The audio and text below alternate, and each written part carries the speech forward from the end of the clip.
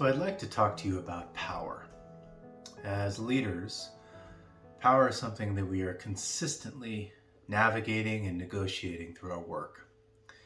And as by now you've probably heard me say, a key tenet of leadership is being able to understand, or at least do your best to understand, what's going on, and then how do you take right or corrective action. And understanding power, how it circulates, where it comes from, how it's sustained, these are all important things that help to define what's going on in some situation. Along those lines, power is not a simple thing. Sometimes when we talk about power, it's often described as a very oppressive, coercive force, where when you feel it, you're very aware of it. At the same time, it's a very nuanced thing. And so we like to introduce different forms of language so that we can talk about power in a more detailed way. And by doing this, it helps us to understand more what's going on and develop more rich vocabulary around this ubiquitous thing that is power. So please look at this handout. I'm going to go down each item one by one and talk a little bit about it. And of course, you are more than welcome to pose questions as they come up in our synchronous sessions. But because this is an asynchronous session, largely we're hoping that you'll be able to absorb some of these ideas and then bring them forward with any questions or applications that you might have. So first we have positional power. Positional power is something that is very easy to identify. You know, it's sort of you can point to someone or a group of some buddies who occupy a position of power. It's those with the authority to make decisions. It's the CEO, the president, the chair. And positional power is, again, something that we often assign perhaps too much meaning to as being the locus of power, because it's only one of many ways in which power is felt. At the same time, this is something we all understand. Someone with a title who has the decision-making authority. So that's the first one. The second one is what we call expert power. And this is a form of power that is usually assigned by virtue of someone's rank, someone's experience, someone's knowledge or wisdom. It can be a bit deceptive if it's based on just credentials and not actually on lived experience.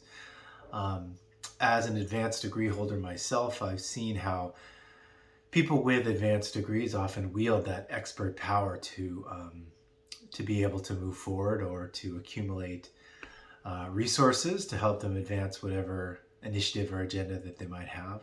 But expert power is something that we often have around us as well. The third one is financial power.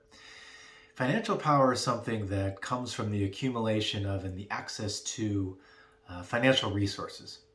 So people with wealth might be an institution like a foundation, but people who have money, right? And again, I think this is something that we often associate with power. Those that have the money have the power. So these first three, again, are pretty familiar, I think, to many of us.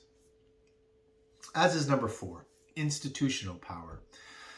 So that's from how financial, economic, legal, and political power of an institution is marshaled to create influence. So this could be a government, could be a police department, could be an organization. But these institutions, they have power and they have the capacity to be able to both restrain human action and sometimes liberate it as well. Institutional power, a very important form to understand. Now, number 5 is something that we don't often consider, but we often feel, although we may not be able to always articulate where it's coming from. And that's what we call agenda setting power. And that's from the ability to decide what is on the agenda. What are we talking about? So We use the example of like a personal assistant or bureaucrat. Now, they might not be the ones in the position of power, or the ones that we assign immediate influence to, but they have a lot of power in deciding, say, a personal assistant, who the president or who they are the assistant to, who they talk to, what's on the calendar, what's on the schedule. This is a form of power.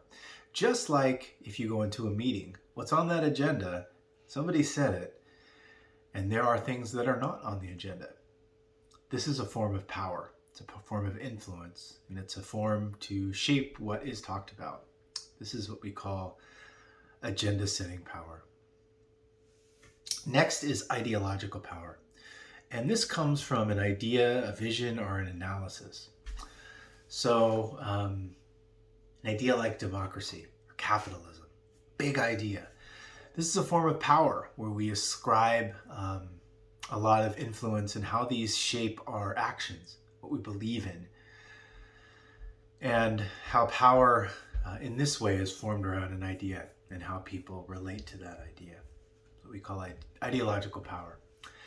Next, we have socially constructed power. Now, we're talking more about social construction and other contexts in this training, but this is how power is exerted through generally accepted beliefs or norms about the way things are. These are things that we unconsciously adhere to, and it's often expressed in the form of social structures or norms, like just how we understand what things are, like an apple or a fruit, or other things that we don't question because we assume them to be true. And as we'll see in the course of our time together, there are literally an infinite number of things like this and how we walk through and guide our lives. Next is cultural power. And this is how the cultural norms and conditioning regarding race, class, sexual orientation, gender identification, and age that accrue power and privilege to the dominant group.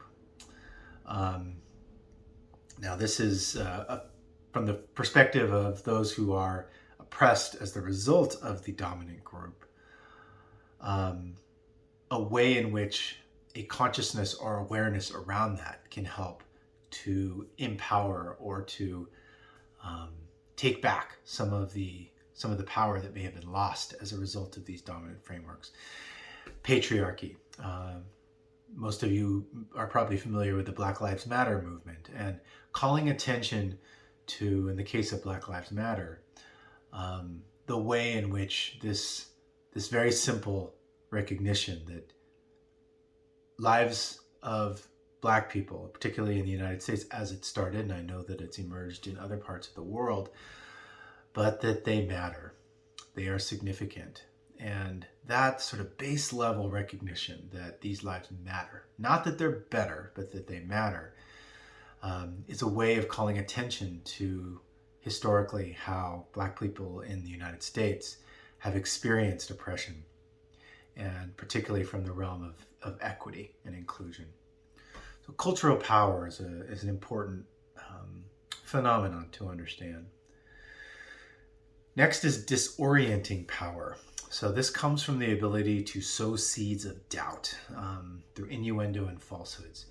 You may have heard of gaslighting, or Trump and other politicians around the world using this term fake news to effectively confuse people, to begin to question their own view of reality. And through that disorientation, that being a form of power, when people are confused about whatever they believe or whatever they see, and maybe they see something right in front of their eyes, but they're being told, no, you don't see what you see. This disorientation is a way to control, to oppress, and to coerce people to do things. And whether those are conscious or unconscious, it's an important frame to understand. Obstructive power. This comes from the ability to coerce or block, whether implicit, threatened, or demonstrated. And this is a form of power that those who typically do not have power may need to wield this. You see this in the form of hunger strikes. You see this in the form of sit-ins. Ways in which the physical form is used to basically say, not through me, and reclaiming or trying to claim a position of influence on a situation where the actors may not feel that they're in a position to influence it at all. Obstructive power. Next, we have referred power, and this comes from the quality and scope of connections to others. So perhaps people that you know, the professional networks that you have, the relationships that you forge, when people name drop. These are all ways in which you are positioning yourself vis-a-vis the people you were talking to at that time.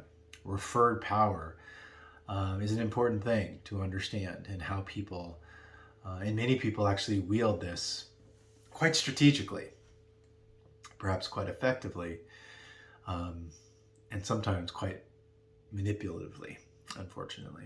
So referred power.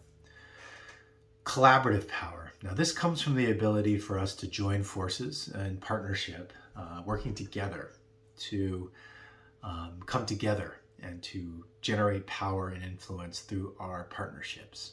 This is one of the things that we're doing here in our time together, is coming together and stirring that form of power. Co-creative power, and this comes from when two or more people consciously are supporting the power of individuals to lift up the collective. Now you might ask, how's 12 different from 13? And there is a very subtle but important difference, and that is the difference between a tactical partnership, like might come through a partnership or collaboration, which is more like 12, and a co-creative one that's intentional, one that is sort of joining forces, and that we are in this together. We are co-creating together. It's a different level of depth. It's a different level of intention, and it requires a different level of connection with each other. Nevertheless, a very important, very powerful form of power, if you will.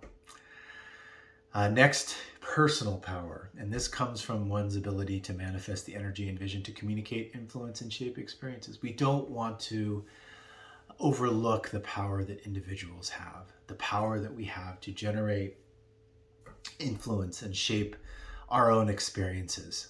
While external forces may shape how we move through the world, that is not to lose sight of individual agency and what we can do as individuals.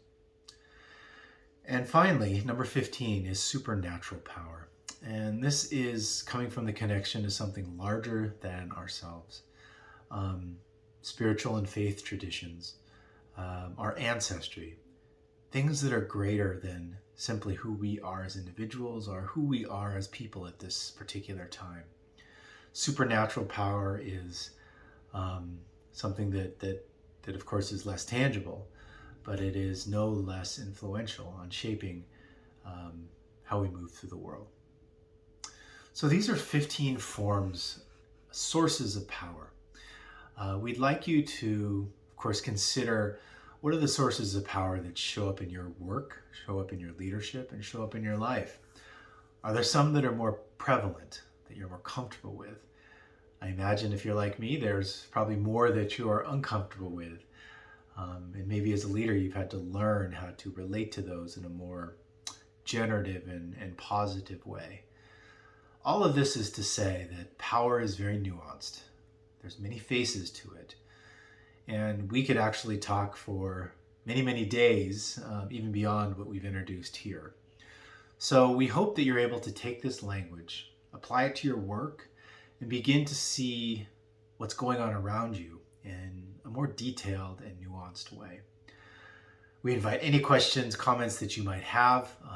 This list itself has been formed as the result of many years of getting input from leaders just like yourselves. And of course, we want to acknowledge the work of Robert Gass and the Social Transformation Project for helping to provide the foundation for this list. All the best, and we look forward to your deeper engagements with power.